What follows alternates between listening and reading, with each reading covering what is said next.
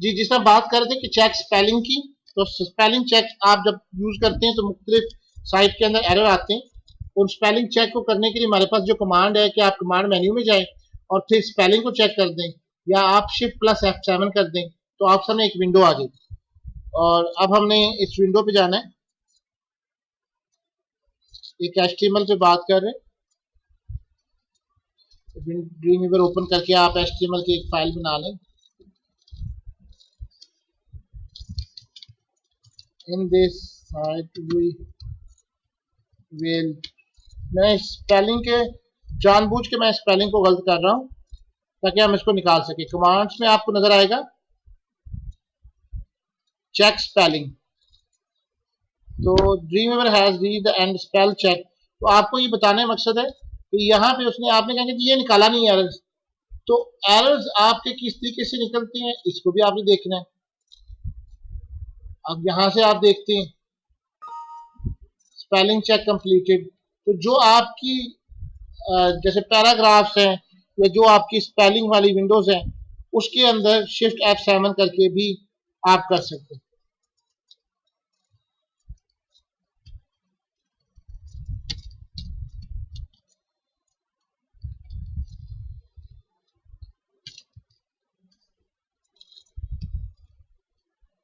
ये मैंने इसको किया है।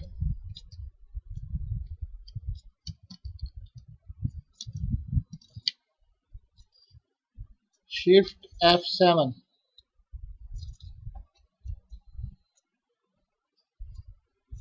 और कमांड्स के अंदर आप चेक स्पेलिंग चेक कंप्लीट, जिस तरह से आप इसको कर रहे हैं उसको स्पेलिंग चेक कंप्लीट।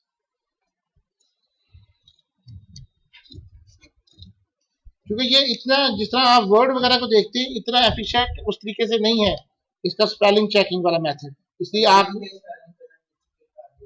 जी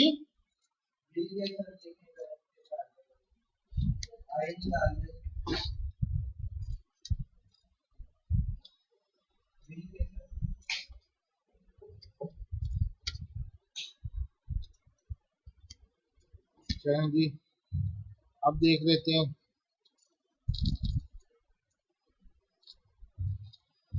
चेक स्पेलिंग वो डिफरेंट का डिफरेंट है, इसलिए ये एक इम्पोर्टेंट नहीं है।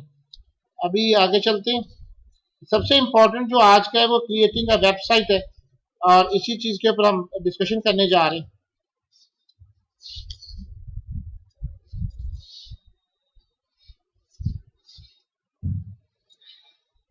तो सबसे इम्पोर्टेंट तीन जो आज की डिस्कशन है वो है क्रिएटिंग अ वेबसाइट। पहले हम इसको देख लें। When we create a website using Dreamweaver, the website refer to a local or remote storage location for the document that we create. जब आप एक वेबसाइट बनाते हैं तो आपकी जितनी भी फाइल्स होती हैं एक अलग से जगह जहाँ पे स्टोरेज होना शुरू हो जाती है। Therefore, before you begin to create your site, जब भी आपने साइट बनानी है, और ये आप लोगों ने अपने प्रोजेक्ट के बारे से भी समझना है, जब भी आपने अपना प्रोजेक्ट बनाना है, कोई चीज भी बनानी है, आपने ये वेबसाइट सबसे पहले एक साइट क्रिएट करनी है। Setting up a new site. To set up a new site, you need to arrange all your Dreamweaver documents at one place. The site setup dialog box is where you specify the setting for your Dreamweaver site. To open the site setup dialog box from the site menu, you click the new site. तो आप इसके पास manage आ जाएगा। अब पहले मैं आपको ये करके दिखाना चाह रहा हूँ। इसको मैं बंद कर देता हूँ। ये मुझे कहेगा इससे सेव करना है, मैं इसको सेव नहीं करता। दो तरीके जब आपके सामने यहाँ पे आ रहा हो, एक ये नजर आएगा आपको ड्रीमवीवर साइट नजर आ रहा है आपको, आप इस पे क्लिक कर दें, you can see this window. दूसरा तरीका, यहाँ साइट में आ जाएं और आप न्यू साइट करें तब भी आप सामने सेम विंडो। तो मुख्तलिफ तरीकों से आप आ सकते हैं। तो साइट में आने का मैं आपको फिर बता रहा हूँ, साइट पे क्लिक करेंगे, आपने न्यू साइट पे क्लिक करना है। अब जब आपने ये साइट का नाम है, अब ये एक बात याद रखें, साइट का नाम आप कुछ भी रख सकते हैं, जैसे सैफ पर्सनल साइट। मैं ये चाहूंगा कि आप सब अपनी अपनी पर्सनल साइट के तौर पे एक बनाना शुरू कर दें। आपसे लोकेशन पूछेगा, आप उसकी लोकेशन एक ई के अंदर बना लें, कहीं पे भी साइट्स का बना लें। मैंने एक साइट्स का फोल्डर है, उसके अंदर मैं एक साइट के अंदर एक न्यू सैफ पर्सनल साइट कर, इसको सिलेक्ट कर लें। अभी यहाँ पे आपका काम खत्म नहीं हुआ, सर्वर्स पे आप आ जाएं तो आपके सामने एक न्यू आएगा, इसको पढ़ें पहले क्या लिखा है। Here you will select the server that will host your pages on the web. The setting for a dialog box come from your internet service provider और your web administrator, जहां से आपने जगह ली।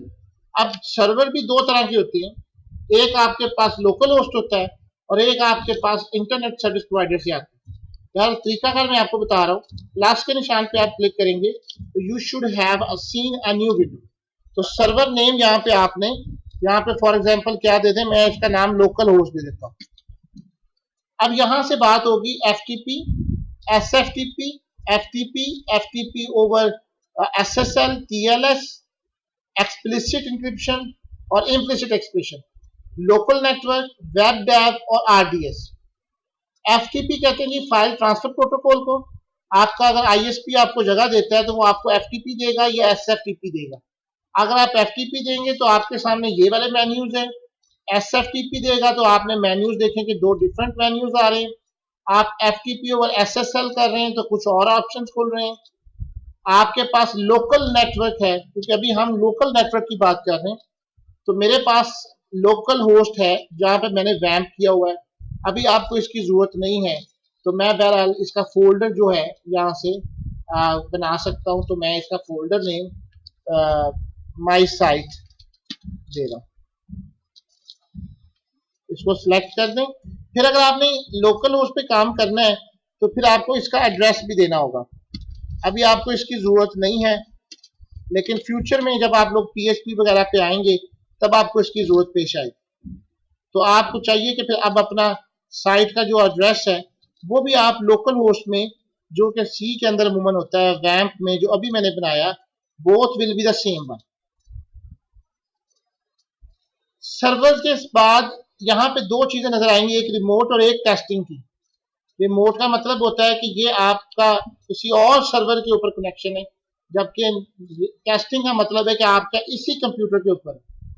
आप इसी तरह से और भी सर्वर ऐड कर सकते हैं जितने चाहें, एक वक्त में कई सर्वर्स भी हो सकते हैं। ये निशान उसको डिलीट करने का है, वो आपका पहले वाला जितना भी आपने डिलीट किया था वो डिलीट हो जाएगा। वंस अगेन बना लेते हैं, लोकल FTP की बजाय यहाँ पे लोकल फोल्डर सिलेक्शन, माई साइट, ऑटोमेटिकली उसमें डिटेक्ट हो गया जी। इसको टेस्टिंग करें। इसी तरीके से आप इसको एडिट कर सकते हैं, आप वापस उसमें आ जाएंगे। बेसिक आप देख चुके हैं, एडवांस के अंदर कुछ और ऑप्शनैलिटीज हैं, ईमेल एड्रेस देना, चेकआउट नेम करना, ये वाली प्रॉपर्टीज आपको इंटरनेट सर्विस प्रोवाइडर देगा। और ये आपका डुप्लीकेट एग्जिस्टिंग सर्वर है। आप वर्जन कंट्रोल के अंदर मुख्तलिफ वर्जन हैं, इसकी अभी आपको जरूरत नहीं, just you have to save. अब आप इसमें जो भी HTML की फाइल करेंगे, सपोज मैं कुछ नहीं किया, जस्ट एक फाइल का नाम रखा है होम पेज के तौर पे, इसको जब मैं सेव करूंगा तो अब यहाँ फोल्डर जो है ऑटोमेटिकली माई साइट का है और मैंने इसका नाम इंडेक्स रखा है, तो आपके सामने ये यहाँ पे फाइल्स आना शुरू हो जाएंगी। इस चीज से इसको मैं थोड़ा सा इनलार्ज कर रहा हूँ आपको दिखाने के लिए। फाइल वाला पैनल, तो इसके अंदर आपको ना सिर्फ ये मौजूद होगा, इस पैनल को अगर आप देखें आपको ये पता चल रहा होगा कि इसका साइज कितना है। अगर आप देखें कि वन लोकल आइटम 329 बाइट्स, कुछ नहीं लिखा हमने, इसका टोटल साइज कितना है, डेट कब क्रिएट हुई है, इसका टाइटल क्या है, तो यहाँ पे आपको लोकल व्यू नजर आएगा। तो आप एक वक्त में अपनी तमाम साइट्स आपको जो नजर आ रही होती है वो इस तरह से भी मैनेज कर सकते हैं। मैनेज साइट से मुराद एक से ज्यादा साइटों का होना है। आप चेक कर सकते हैं, यहाँ से उसका कनेक्शन स्टैब्लिश कर सकते हैं। जब आपका कनेक्शन स्टैब्लिश हुआ हो तो आप इसको करते हैं, क्योंकि मैंने इसका टेस्टिंग सर्वर रखा है, मैंने किसी और साइट पे नहीं रखा, इसलिए मुझे बाहर से करनी है। इंशाल्लाह जैसे आप आगे चलेंगे हम किसी वेबसाइट के तौर पर इसके अंदर ये चीज भी कर लेंगे। अब इसी प्रेजेंटेशन की तरफ हम आगे बढ़ते हैं। तो आपने ये सारी चीजें जो मैंने अभी आपको वर्क करके दिखाई हैं, ये कुछ इसी तरह से एक्सप्लेन हो रही है। Create a category to start working your dream website, you need to specify the category of the site setup. Site name, in the site name text box जो हमने रखे थे लोकल साइट फोल्डर, तो site name आप कोई भी रख सकते हैं मैनेज साइट करने के लिए, पहचान के लिए। सर्वर कैटेगरी फाइल्स पैनल के अंदर, फिर version control category, check in and check out file name, advance setting categories मुख्तलिफ है। ये आपके सामने विंडो आ चुकी है। अब setting up a testing site, तो मैंने आपसे जिस तरह बातें की कि इसमें आपने अगर एफटीपी देना है तो आपको एक एफटीपी एड्रेस मालूम होगा, यूजर नेम होगा, पासवर्ड होगा, आपके पास डायरेक्टरी होगी, ये आपको आईएसपी वाले देंगे। इसी तरीके से जब आप in the add new server, तो आपके पास दो ऑप्शन है। आपने ये एडवांस सर्वर देखा, बेसिक ऑप्शन नेसेसरी शोन। इसी तरीके से आपकी ये सारी चीजें हो जाएंगी क्रिएटिंग अ वेबसाइट के लिए, टेस्टिंग सर्वर, और आखिर में आप जितने भी वेबसाइट्स बनाएंगे वो इसमें आ जाए।